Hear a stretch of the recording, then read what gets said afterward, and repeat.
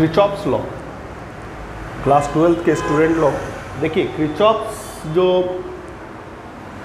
Kirchhoff's law से आपको क्या फ़ायदा होता है पहले वो समझो। ये लॉ सीखने से हमको होता क्या है, तो हम लोग हर एक कोई ब्रांच जो जैसे दिया या कोई सर्किट दिया हुआ है उसमें हर एक ब्रांच में जो रेजिस्टेंस लगा हुआ वो कितना इंडिविजुअली वोल्टेज खा रहा है, कितना करंट उसमें मिल रहा है, उसे करंट मिल रहा है, उसको एक नॉर्मली हम लोग निकाल सकते हैं।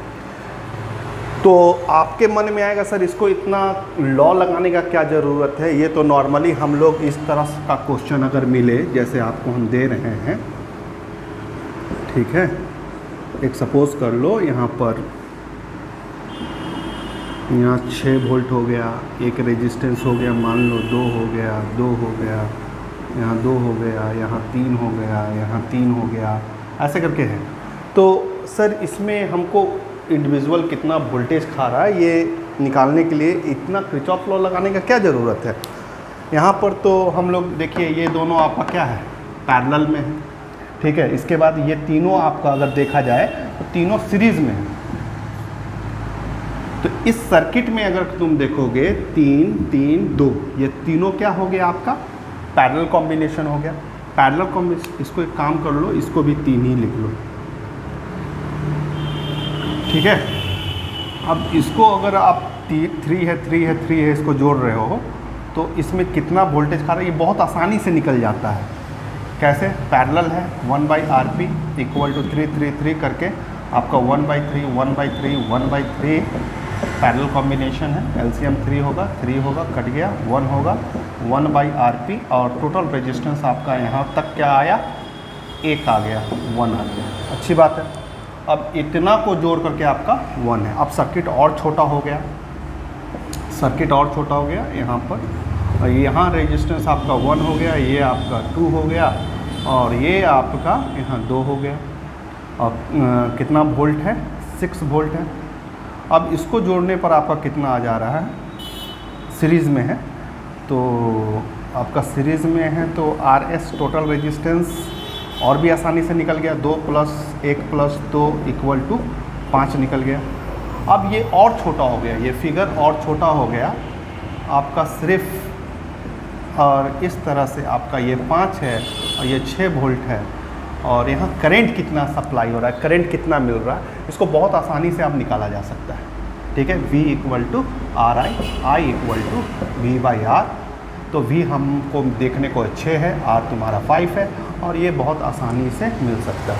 दूसरा, यहाँ पर जो करंट आपको जो भी मिला, जैसे 6/5 मिला तो इसको क्या मिलेगा करंट, 6/5, इसको भी कितना मिलेगा 6/5, इसको भी कितना मिलेगा 6/5, ठीक है। तो यहाँ पर अगर शुरू वाले फिगर में देखोगे ना तो इसको करंट कितना मिल रहा है, 6/5 एम्पियर मिल रहा है, इसको भी 6/5 एम्पियर मिल रहा है। और यहाँ पर 6/5 एम्पियर से 6/5 एम्पियर में यहाँ पर करंट बट रहा है, ये तीनों में, क्योंकि ये पैरेलल कॉम्बिनेशन है। पैरेलल कॉम्बिनेशन का थोड़ा सा भी नॉलेज होगा तो पैरेलल कॉम्बिनेशन में आप क्या जानते हो कि करंट आपका अलग अलग होता है, वोल्टेज सेम होता है, ठीक है, वोल्टेज सेम होता है। तो बहुत तुरंत आप यहाँ से ये काम कीजिए कि इसका वोल्टेज खोज लीजिए। V = RI, R तुम्हारा कितना है, R तो तुम्हारा 1 है और 6/5 है, तो ये आपका वोल्ट हो गया, ठीक है। अब ये वोल्ट आपका वोल्ट में हम लिख रहे हैं 6/5 वोल्ट, 6/5 वोल्ट और 6/5 वोल्ट आपको मिला, ठीक है, वोल्ट मिला। तो बाबू इस अगर वोल्टेज आपको तो सेम होता है पैरेलल में तो करंट नहीं निकल जाएगा, करंट भी निकल जाएगा। कैसे निकालेगा इसका करंट, V = RI, तो I = V/R, तो V कितना है 6/5, R कितना है 3, ठीक है। ये आपका करंट निकल गया, यही करंट इधर से भी निकल जाएगा, वही करंट इधर से। तो कहना ये क्वेश्चन हम थोड़ा स्पीड जरूर बनाए हैं क्योंकि इसमें ज़्यादा टाइम नहीं रहा। मेरा मेन टारगेट है किरचॉफ्स लॉ को पढ़ाना है। तो आपका मन में ये आएगा कि पहले स्टार्टिंग में तो हम लोग ऐसे करके इंडिविजुअल रेजिस्टेंस का कितना वोल्टेज है, कितना करंट है, ये सब तो निकाल ही लेते थे, तो हम लॉ क्यों लगाए। हर जगह आपका ये चीज़ पॉसिबल नहीं हो पाएगा कि आपको इतना इजी सर्किट दिया जाए। कभी कभी सर्किट में टफनेस होता है। सर्किट कैसे टफ होता है वो भी समझ लो। जैसे यहाँ पर हम आपको क्या दिए हैं, एक सेल दिए हैं, कभी कभी सर्किट में दो दो सेल लगाते हैं। अब देखो दूसरा सर्किट को हम अगर बनाने का यहाँ पर दिखाएंगे तो उसमें आप सीरीज पैरेलल को यूज़ करके आप इंडिविजुअली वोल्टेज नहीं निकाल सकते। तो जब सर्किट टफ हो जाता है, जहाँ पर 2 सेल 3 सेल लगा रहता है, ठीक है, बहुत सारा रेजिस्टेंस लगा रहता है, जहाँ आपको सीरीज पैरेलल समझ में नहीं आता है, तो आप इस लॉ को यूज़ करके यही काम फिर से कर सकते हैं। ये आपका इजी सर्किट है, इसलिए आपको यहाँ पर उतना आपको दिखता, टफनेस आपको दिखता नहीं है। तो इसका यूज़ आपको समझ में आया। सेम काम करना है, लेकिन ये काम थोड़ा इजीली हो जाता है क्योंकि सर्किट आपका इजी है। यहाँ इजी क्यों है? क्योंकि एक सेल लगा हुआ है। बहुत सिंपली आपको समझ में आ रहा है कि ये पैरेलल है, फिर ये कॉम्बिनेशन सीरीज़ है, तो यहाँ पर आपको किरचॉफ्स लॉ का यूज़ नहीं है, नॉर्मली आप बना सकते हो। लेकिन सर्किट टफ भी मिल सकता है। अब सर्किट टफ कैसा मिलता है वो बताते हैं आप।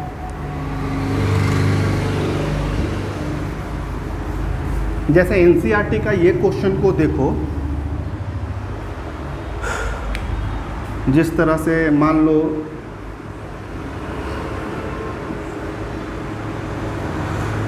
एक एनसीईआरटी का अच्छा क्वेश्चन है ये।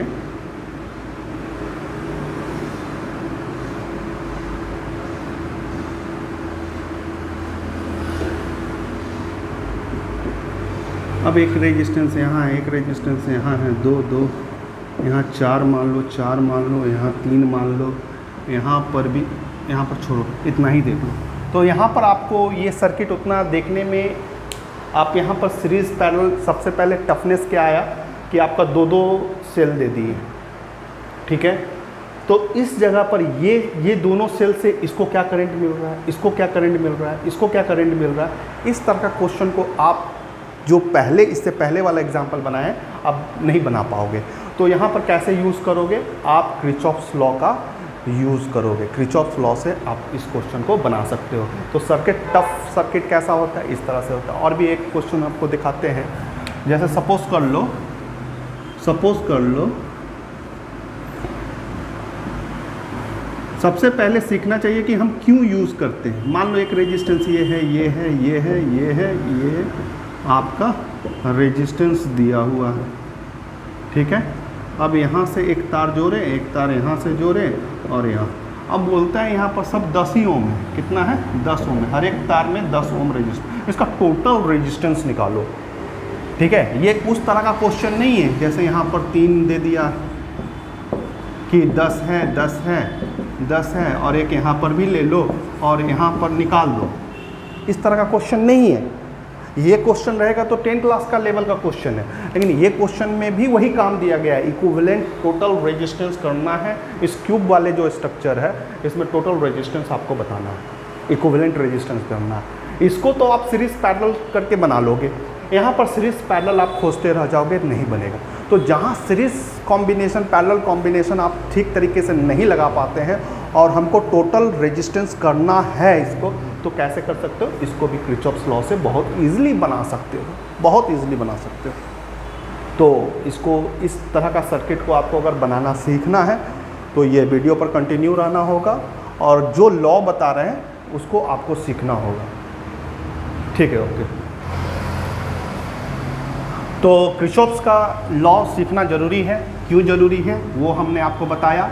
किरचॉफ्स का 2 लॉ होता है। एक लॉ को किरचॉफ फर्स्ट लॉ भी बोलते हैं, किरचॉफ सेकेंड लॉ भी बोला जाता है। इसका एक और नाम है current law, current law, Kirchhoff's current law.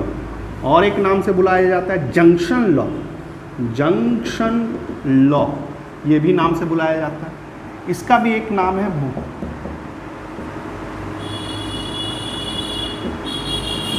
Voltage law, और एक नाम से बुलाया जाता है लूप लॉ, लूप लॉ।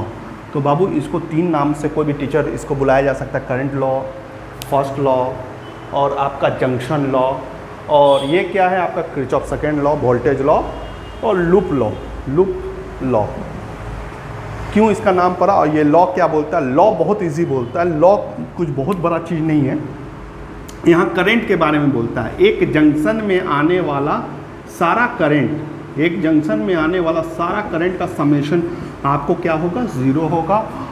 और ठीक इसी तरह से समेशन ऑफ डेल भी करोगे तो आपको एक लूप में आने वाला टोटल वोल्टेज आप जोड़ दीजिएगा और वो कितने के बराबर होगा, 0 के बराबर।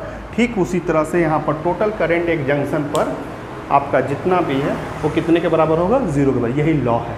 तो सर पहले जंक्शन समझ में आ जाए कि जंक्शन होता क्या है।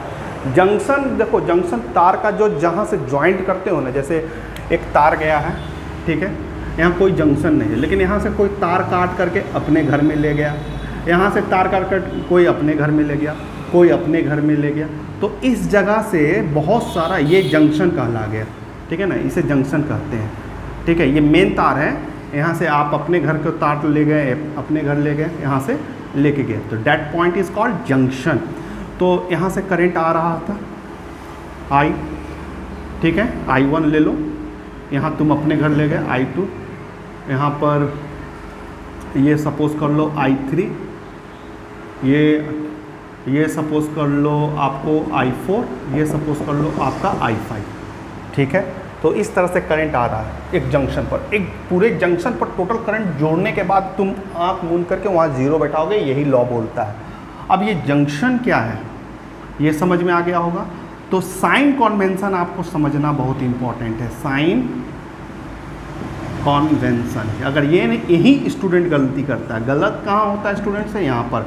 तो बहुत इजी है, याद रखना चीज़ है, जो भी इनवर्ड करंट आ रहा है, इनवर्ड करंट आ रहा है उसको पॉजिटिव लेना है, जो आउटवर्ड करंट जा रहा है, आउटवर्ड करंट जा रहा है उसको आप निगेटिव लोगे, काम खत्म। इनवर्ड करंट को पॉजिटिव, साइन कन्वेंशन इंपॉर्टेंट है, वो आपको याद रखना।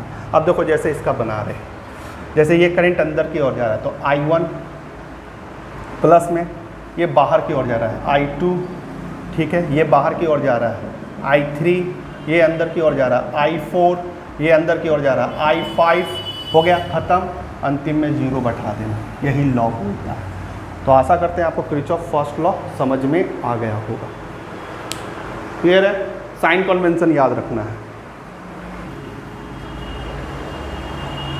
तो इसके लिए आपको एक लूप बनाना होगा। चलिए लूप बनाते हैं। ये आपका सेल ले लिए, एक रेजिस्टेंस यहाँ दे दो, R1 दे दो, यहाँ R2 दे दो, यहाँ R3 दे दो, ठीक है, R3 दे दो। एक सेल आप यहाँ लगा दो, एक सेल आप यहाँ लगा दो, यहाँ पर E1 लिख दो, यहाँ पर E2 लिख दो। ये पॉजिटिव टर्मिनल है, ये नेगेटिव, ये पॉजिटिव, ये नेगेटिव, कोई दिक्कत नहीं, ठीक है। अब देखो यहाँ लूप है, लूप मतलब घेरा है, A B C D, एक घेरा हो गया, E F C D E F, 2 घेरा हो गया, ठीक है। तो आपको कितना लूप लेना है, तो यहाँ लॉ क्या पहले बोलता है वो समझ लो। एक लूप ले लो, जैसे यहाँ पर एक लूप लेने का मतलब A B C D ले लिए।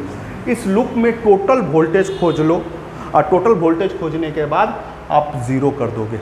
लेकिन इसमें भी सबसे ज़्यादा इंपॉर्टेंट क्या है, साइन कन्वेंशन। अगर साइन कन्वेंशन आप गलत कर देते हैं तो आपका खत्म काम, आपका गलत आंसर आएगा। फिर इस लूप को भी ले सकते हो, C D E F, इस लूप में भी आपको टोटल वोल्टेज खोज लेना है और उसके बाद आपको क्या करना है, 0 बैठा देना है, यही लॉ है। क्लियर है। तो चलो देखो साइन कन्वेंशन सीखेंगे। पहला स्टेप क्या होता है, current distribution. Step 1, current distribution करना आपको आना चाहिए, करंट डिस्ट्रीब्यूशन आना चाहिए, ठीक है। आप एक सेल से भी कर सकते हो, दोनों सेल से कर सकते हो, आप किसी से भी करो, लेकिन इसमें सबसे बड़ी बात सीखने के लिए क्या है कि जितना करंट इधर से फ्लो करोगे वापस तुम उतना कर देना, ठीक है। जैसे हम इसको करके बता रहे हैं, जैसे यहाँ से आपने करंट लिया I1, इस करंट इस सेल से आपने करंट निकाला I2, पॉजिटिव टर्मिनल से करंट निकलता है। अब यहाँ पर आ रहा है, अब देखो यहाँ जंक्शन लॉ लग रहा है, जैसे करंट अंदर की ओर आ रहा है, यहाँ पर भी करंट अंदर, तो यहाँ तो प्लस होगा, ये दोनों करंट मिल रहा है, यहाँ से I1, यहाँ से I2, तो इस भाग में कितना करंट गया, I1 प्लस I2 गया।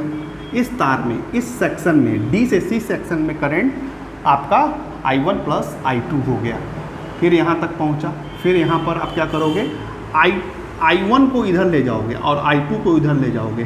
क्यों, इस सेल से जितना करंट निकला है उसको वापस करना है, यही सबसे बड़ा नियम है। तो ये घूमता हुआ गया I1, और यहाँ से जितना करंट आपने फ्लो करवाया था उतना वापस करो और यहाँ पर भी I2 और जितना करंट आपने ले गया था वहाँ। तो ये सिंपल सा आपको क्या देखने को मिला, करंट डिस्ट्रीब्यूशन। ठीक है, इसको आप अलग तरीके एक सेल से भी कर सकते हो। इसमें कंफ्यूजन नहीं रखना है कि दो सेल है तो दोनों से करंट निकालना है, ऐसा कोई ज़रूरी नहीं होता। एक सेल को भी यूज़ करना है। हमने आपको जो इम्पोर्टेंट बात बोला है कि जितना भी आप करंट को निकालोगे वापस उतना कर देना। जैसे एक सेल से भी करेंगे, ये भी करंट डिस्ट्रीब्यूशन आपका सही होगा।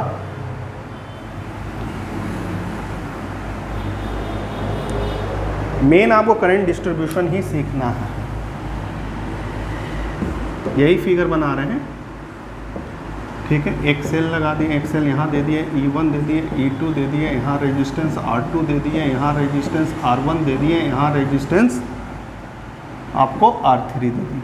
सपोज कर लो हम इससे ही सेल निकाल रहे हैं I, ठीक है, यहाँ से करंट निकाले और यहाँ तक I आराम से गया I।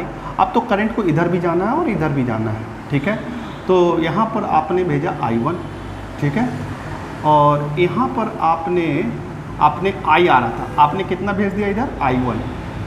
तो आपका बचा हुआ करंट कितना होगा, या जंक्शन लॉ से देख लो, जंक्शन लॉ, करंट लॉ लगाओ, ये पता नहीं कि इतना करंट होगा। लेकिन जबकि सिंपल निकालना, जैसे टोटल करंट I आ रहा था, इधर आपने I1 भेजा है, तो यहाँ पर बचा हुआ करंट क्या मिलेगा, I माइनस I1 ये मिलेगा। और जिस बच्चे को नहीं आता है तो इसको X मान लो कि क्या मिलेगा।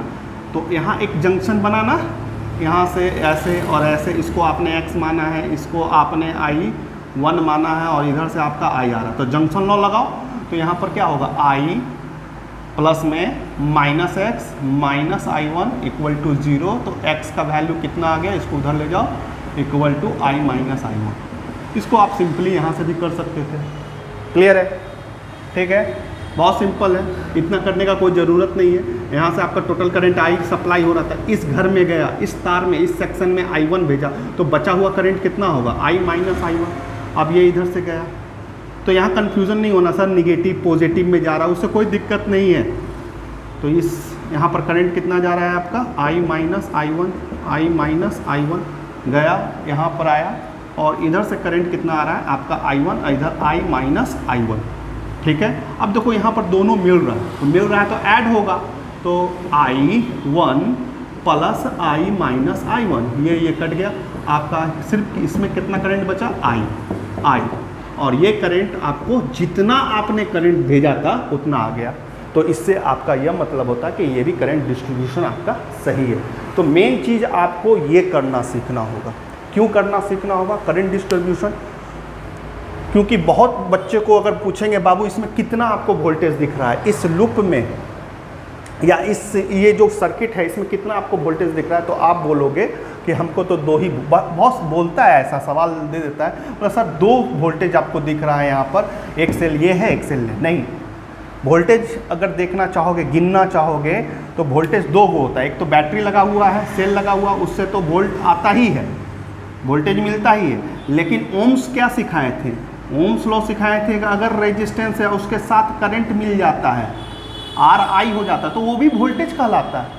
इस अनुसार से पहले आप सेल को अगर ऑफ रखे हुए तो ये सिर्फ रेजिस्टेंस था, लेकिन जैसे ही ये करंट डिस्ट्रीब्यूशन आपने किया तो ये एक वोल्टेज हो गया, एक वोल्टेज आपका ये हो गया, एक वोल्टेज आपका ये हो गया, एक तो ये वोल्टेज है, ये वोल्टेज है, तो टोटल 1 2 3 4 5 वोल्टेज है।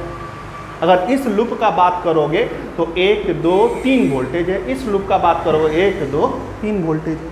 ठीक है, तो इसीलिए सबसे पहले आपको करंट डिस्ट्रीब्यूशन करना पड़ता है। करंट डिस्ट्रीब्यूशन करने से होता क्या है कि रेजिस्टेंस को करंट मिल जाता है, रेजिस्टेंस को जैसे ही करंट मिलता है तो वो पोटेंशियल डिफरेंस आपका वोल्टेज बताता है। अब टोटल ये पोटेंशियल को हमको जोड़ने के बाद, लूप का एक टोटल पोटेंशियल जोड़ने के बाद उसमें क्या बैठाना है, इक्वल टू 0 बैठाना है, यही लॉ है।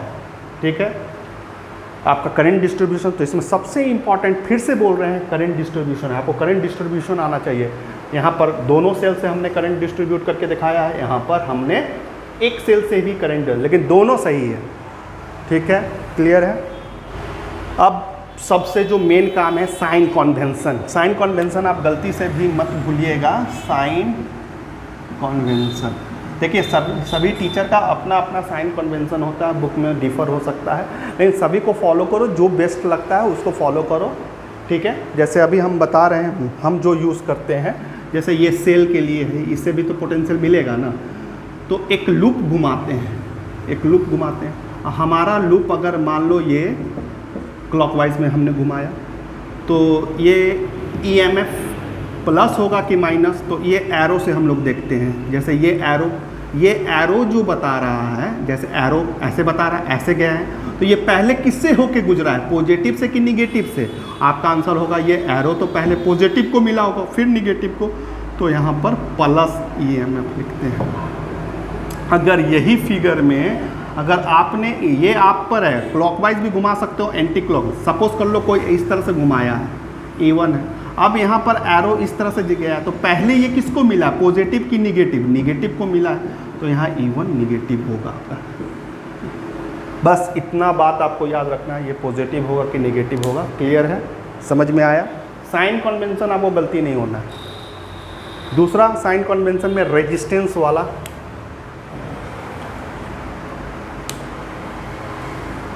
चलिए इसको मिटा देते पहले, साइन कन्वेंशन अच्छा से कंफ्यूजिंग ना हो। साइन कन्वेंशन को ही याद रखना है आपको, बाकी कुछ नहीं है।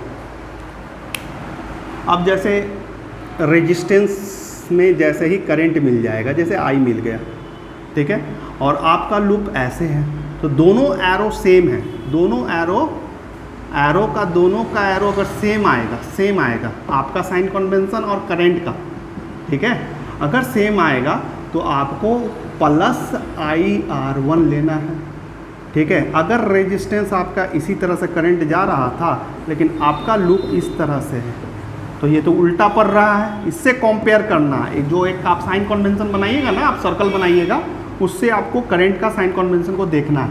तो यहाँ अपोजिट हो रहा है, क्या आ रहा है, अपोजिट।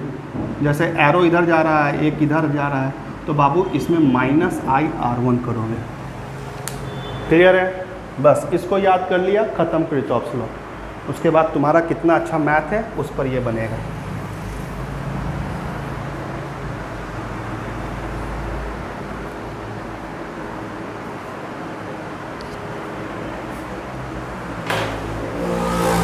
अब देखो उसी क्वेश्चन को अगर हम लोग करते हैं, एक सेल यहाँ लगाए हुए थे, एक सेल यहाँ लगाए थे, E1 E2, एक रेजिस्टेंस यहाँ R1 R2 R3, अभी तक का जितना भी सीखे होंगे, तो करंट निकालते हैं, इसमें से I2 निकाल दिए, इसमें से I1 निकाल दिए, करंट इधर आया, दोनों करंट मिल गया, I1 I2, और इस सेक्शन में करंट कितना गया, I1 प्लस I2। सबसे पहला काम करंट डिस्ट्रीब्यूशन होना चाहिए। I1 यहाँ से रिटर्न हो गया, इधर से I2 अपने घर की ओर गया, करंट डिस्ट्रीब्यूशन हो चुका है।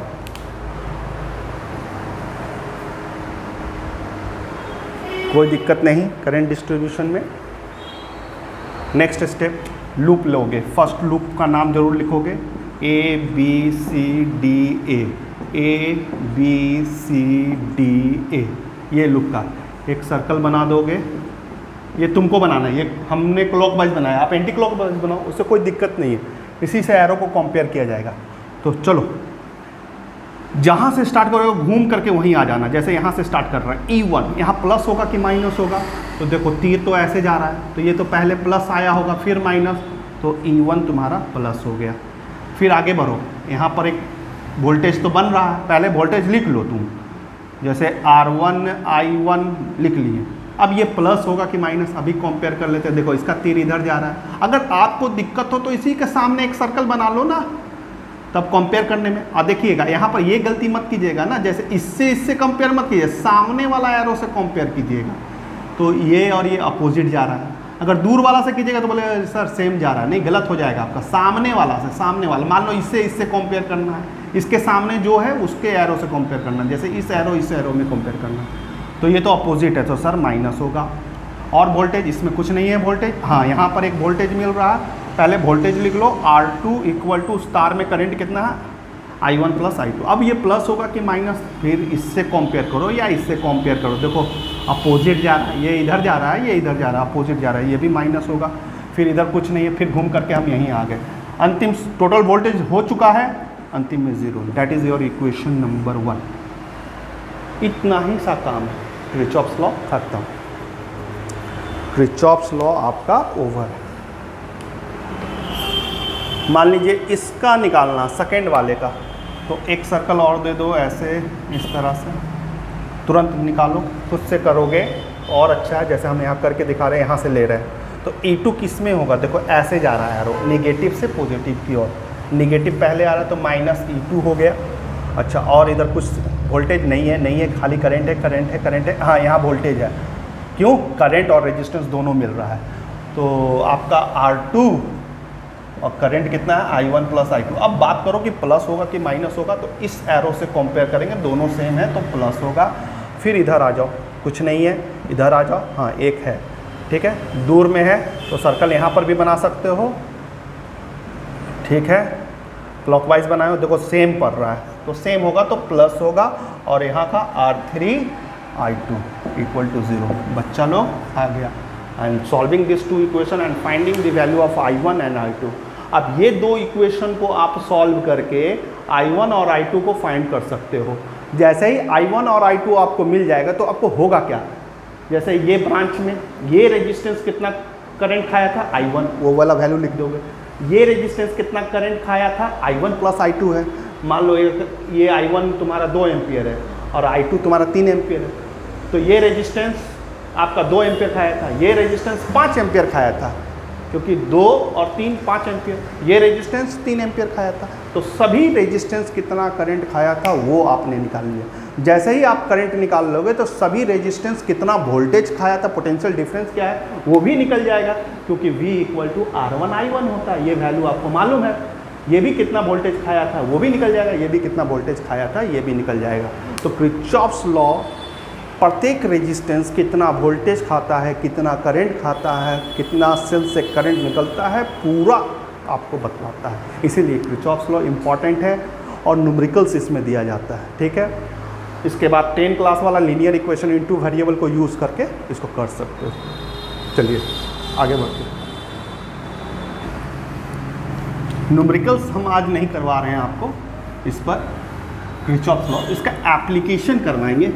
किरचॉफ्स लॉ से हम लोग क्या सीखते हैं, इसका एप्लीकेशन क्या है, आज ये करवाने जा रहे हैं। तो किरचॉफ्स लॉ का सबसे पहला एप्लीकेशन आप व्हीटस्टोन ब्रिज पर भी हैंडल कर सकते हैं।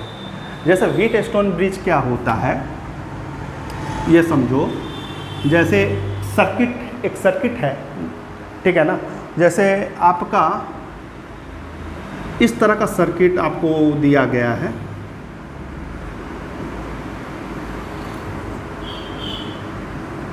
एक रेजिस्टेंस इधर है, एक रेजिस्टेंस इधर है, एक रेजिस्टेंस इधर है, एक रेजिस्टेंस इधर है, ये A है, ये B है, ठीक है, ये आपका कोई रेजिस्टेंस P है, Q है, R है, S है, ठीक है, ये G है। आपको इस तरह का पतंग डिजाइन, पतंग का डिज़ाइन से इस तरह का 5 रेजिस्टेंस का कॉम्बिनेशन दिया गया है। तो इसमें आप सीरीज़ पैरेलल लगाना थोड़ा सा टफनेस हो जाता है, जैसे इसको सीरीज़ ले कि पैरेलल ले कि इन तीनों को पैरेलल ले, ये सब तुमको दिक्कत दे रहा हो। ये दिक्कत क्यों दे रहा है, सिर्फ ये तार जुड़ने से। अगर ये तार नहीं होता ना, यहाँ से ज्वाइंट नहीं होता, ये बच्चा जैसा क्वेश्चन होता, बच्चा जैसा, अगर ये तार नहीं होता तो ये दोनों सीरीज़ है, तुरंत बोल देते, ये तुरंत बोल देते ये दोनों सीरीज़ है, ये दोनों सीरीज़ है और ये दोनों पैरेलल है। लेकिन ये जो जॉइंट मारा गया है यहाँ, ये जॉइंट, इसके वजह से ये सीरीज़ है कि पैरेलल है, और उस फार्मूला को जो 10 क्लास में सीरीज़ पैरेलल कॉम्बिनेशन करके बनाना मुश्किल होता। अब इसमें क्या है कि करंट डिस्ट्रीब्यूशन कर दिया जाए। मान लो एक बैटरी लगा दे इधर, ठीक है, एक बैटरी लगा दिए, ये ठीक है, यहाँ से बैटरी आई निकला, यहाँ से करंट आई आराम से गया, सिंगल तार है। अब यहाँ तो करंट को बटना होगा, इस जगह करंट को बटना होगा, तो सपोज कर लो इधर I1 दिया, इधर I2 दिया, करंट यहाँ तक गया। अब करंट को फिर I1 तो यहाँ तक आराम से पहुँचा है, लेकिन यहाँ भी करंट जाना है, यहाँ भी करंट जाना है, तो यहाँ IG भेजा और यहाँ पर I1 माइनस IG किया, ठीक है, I1 माइनस IG किया। अब ये IG इधर आ रहा है तुम्हारा, और ये तुम्हारा यहाँ पर कितना आ रहा है, I2 आ रहा है। अब ये दोनों करंट यहाँ पर मिल जाएगा, और इस घर में कितना करंट जाएगा, I2 प्लस IG जाएगा, और यहाँ तक आने के बाद ये करंट यहाँ पर दोनों मैच कर मिल रहा है, तो ऐड करो I1 minus IG plus I2 plus IG cut गया और इस तार में करंट गया I1 प्लस I2, जिसे हमने I माना था, यही डिवाइड हुआ था ना, तो जितना करंट हमने फ्लो किया था उतना करंट आ गया। ठीक है, अगर ये ब्रिज है इस सर्किट में I1 I2 नॉर्मल जो तरीके से तुम सीरीज पैरेलल वाले से यहाँ पर सर्किट में तुम बता नहीं पाओगे कि यहाँ पर कितना करंट, ये रेजिस्टेंस पीक खाया है, ये रेजिस्टेंस R1 रेजिस्टेंस I2 कितना है, I1 कितना है, IG कितना है, ये बताना थोड़ा मुश्किल हो जाता है। ठीक है, ठीक है, तो ऐसा सर्किट का एक स्पेशल नाम दिया गया है व्हीटस्टोन ब्रिज। इस तरह का सर्किट डायग्राम को नाम दिया गया है व्हीटस्टोन ब्रिज, व्हीटस्टोन ब्रिज। लेकिन ये ब्रिज है या नहीं है, इस क्या कहना चाह रहे हैं, व्हीटस्टोन ब्रिज है या नहीं है, इसको चेक करना पड़ता है। P डिवाइडेड बाई Q और R divided by S, R divided by S।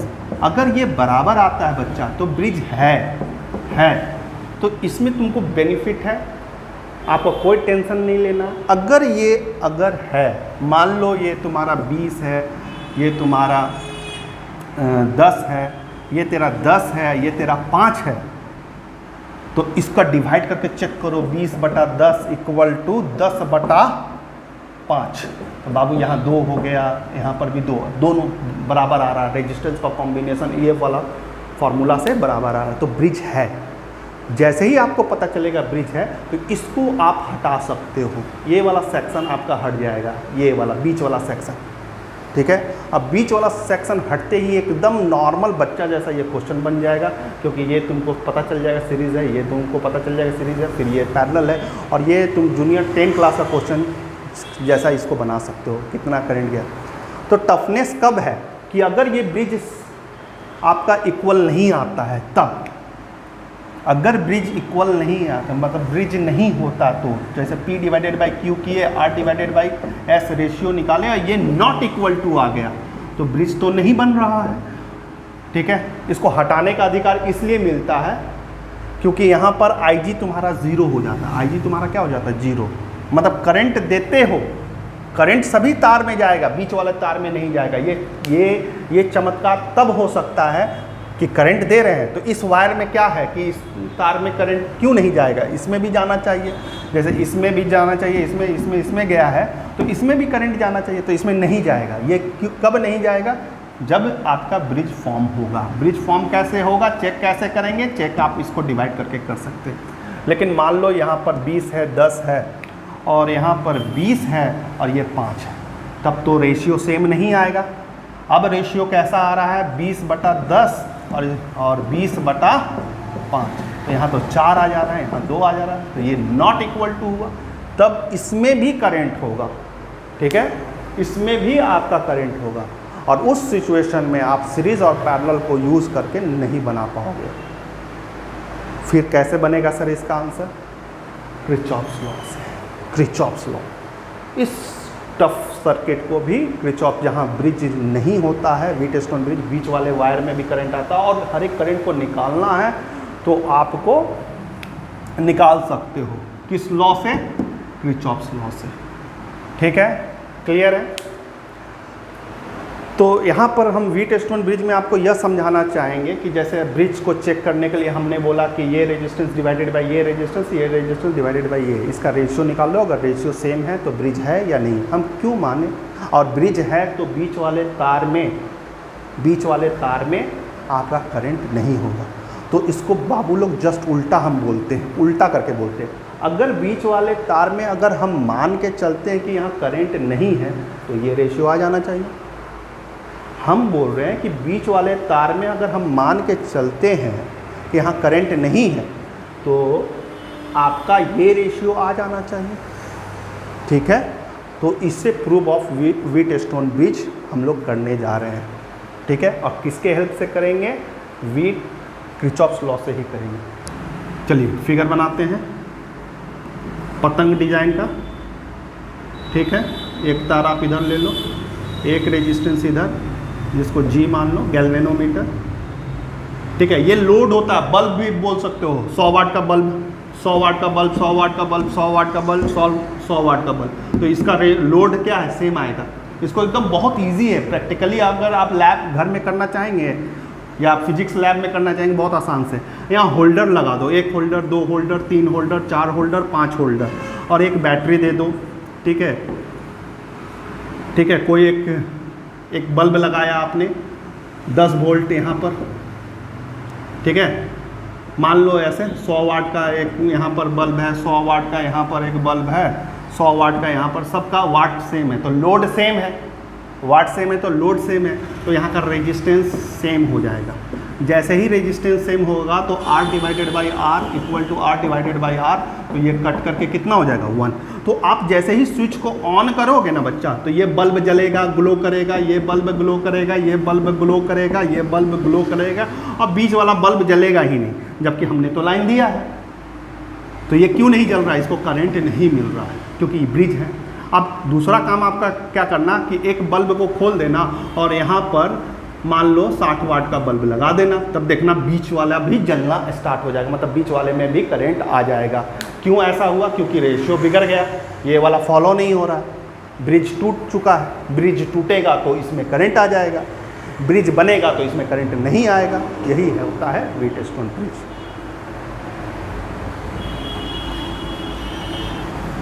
लेकिन हम लोग ब्रिज को प्रूव करने जा रहे हैं, व्हीटस्टोन ब्रिज को कैसे करते हैं।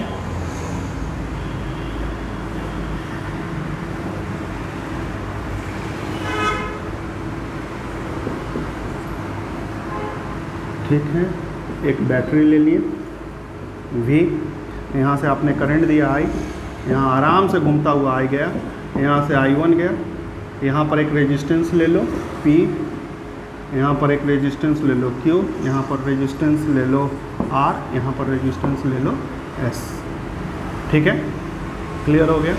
और एक यहाँ रेजिस्टेंस ले लो G, ठीक है। अब यहाँ से करंट गया, इधर बाबू करंट तुम्हारा गया I1 जो लिख चुके हैं, और इधर करंट गया I2, बढ़ गया करंट, फिर यहाँ तक करंट आया, ठीक है। इसमें करंट गया IG, और यहाँ तो I1 आ ही रहा था, तो यहाँ बचा हुआ करंट I1 माइनस IG। यहाँ करंट क्या गया है IG, और यहाँ से करंट आ रहा है I2। अब यहाँ दोनों मिल रहा है, तो ये मिलने वाला करंट I2 प्लस IG, ये दोनों करंट यहाँ पर आकर के मिल जाएगा I1 माइनस IG। तो यहाँ पर हमको करंट मिलेगा I1 प्लस I2, जो कि I के बराबर है। जितना हमने सेल से करंट निकाला था इतना वापस हो गया। तो ये सही डिस्ट्रीब्यूशन ऑफ करंट। ये रेशियो लाना है, ये रेशियो लाने के लिए हम मान के चलेंगे कि IG 0 है, तभी तो ये रेशियो आएगा ना, ठीक है। पहला लूप बना लो, ये ले रहे हैं, इसका नाम लिख दो A B C, तो लूप का नाम हो गया A B C A, ठीक है। कैसे भी घुमा सकते हो, एंटी क्लॉकवाइज क्लॉकवाइज। तो हमने ये घुमाया, यहाँ से लिया, फिर यहीं आना है आपको। देखो दोनों एरो सेम प्लस में होगा, PI1 वोल्टेज प्लस, फिर इधर आओ, फिर इधर आ जाओ, देखो सेम आ रहा है, ये भी उतर रहा है नीचे की ओर, ये भी नीचे की ओर सेम है, तो प्लस IgG, ठीक है। फिर यहाँ से घूम करके इधर दो, जब ये देखो ऊपर की ओर चढ़ रहा है, ये नीचे की ओर अपोजिट है, तो माइनस I2S इक्वल टू 0, खत्म, वोल्टेज खत्म हो गया, ये आपका 0 हो गया। ये क्या था, किरचॉफ सेकेंड लॉ, पहला इक्वेशन हो गया, ठीक है। दूसरा इक्वेशन और ये लूप लेते हैं, ठीक है। देखो इसमें हम एंटी क्लॉकवाइज घुमा दिए, उससे कोई दिक्कत नहीं है, एंटी घुमाओ चाहे क्लॉक घुमाओ। अब देखो ये करंट जा रहा है इस तरह से,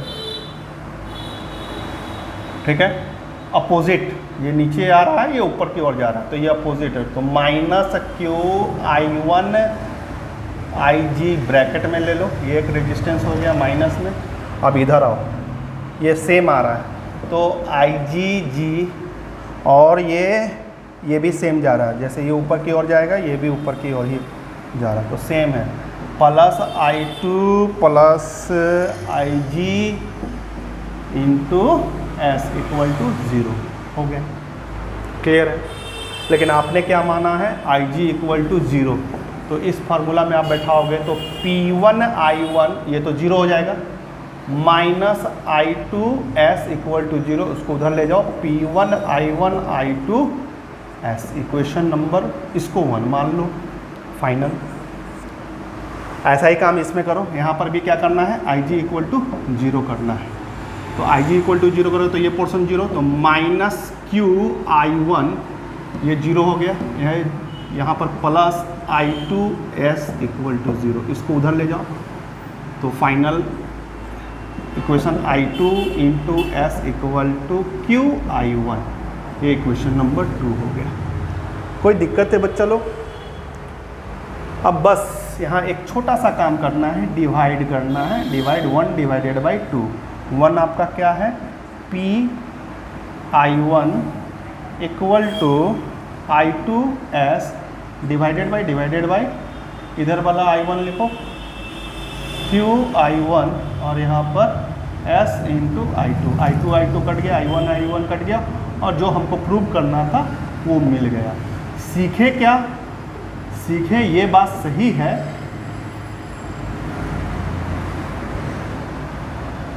I2S यहाँ R होना चाहिए, ठीक है। यहाँ मिस्टेक किए हैं, Q है ना, तो ये वाला में मिस्टेक किए हैं, यहाँ पर आपको I2R होना चाहिए, R, ठीक है। तो I2R यहाँ होना चाहिए, यहाँ R होना चाहिए, और यहाँ पर आपका S होना चाहिए, ये कट गया, तो ये आपका RS।